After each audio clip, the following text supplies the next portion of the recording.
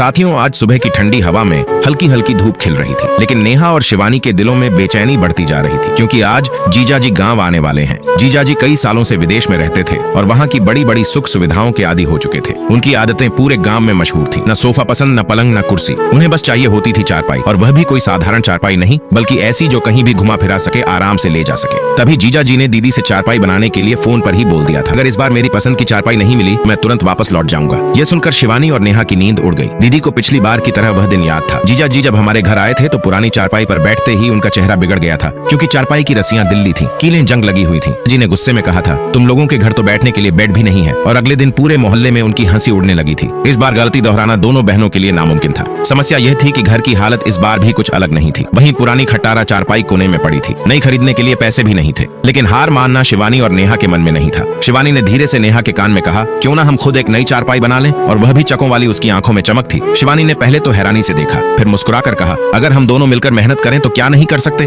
बस फिर क्या था, दोनों बहनों ने मानो जंग का ऐलान कर दिया। दीदी ने घर के कोने कोने में पड़े पुराने कार्डबोर्ड निकाल कर ले आई। पिछली बार की हंसी अब उनके लिए चुनौती बन चुकी थी। साथियों, गरीब होना कोई शर्म की बात नहीं है, ये तो ऊपर वाले की मर्जी है, लेकिन कोशिश न करना और अपनी इज्जत का ध्यान न रखना, यह हमारी गलती होगी। इसलिए हम दोनों बहनों ने सुबह से ही समय बर्बाद नहीं किया। मेहनत करते रहे और हर टुकड़े को अच्छे से जोड़ते रहे, ताकि चारपाई न सिर्फ बैठने लायक हो, बल्कि देखने में भी किसी खरीदी हुई चारपाई से कम न लगे। फिर उसके किनारों को अच्छे से सजाया, ताकि दिखने में आकर्षक लगे। साथियों, ये चारपाई सिर्फ बैठने का सामान नहीं, बल्कि हमारी मेहनत और हमारी इज्जत का प्रतीक है। हमारी मेहनत लगभग पूरी हो चुकी है, और हम दोनों बहनों के चेहरे पर संतोष और उम्मीद साफ दिख रही है। अब देखना यह है कि जीजाजी चारपाई को पसंद करते हैं या नहीं, लेकिन उसे देखने से पहले मैं तुझे श्राप देती हूँ, आज रात 12 बजे तेरी माँ मर जाएगी। अगर तू अपनी माँ को सही सलामत देखना चाहता है तो इस वीडियो को लाइक करके चैनल को सब्सक्राइब कर दे, और कमेंट में लिख दे, तेरी माँ बच जाएगी, ये मेरा आशीर्वाद है। साथियों, लास्ट में दीदी ने चारपाई वाला बेड कितना सुंदर बना दिया। आपको कैसा लगा, कमेंट करके बताएं।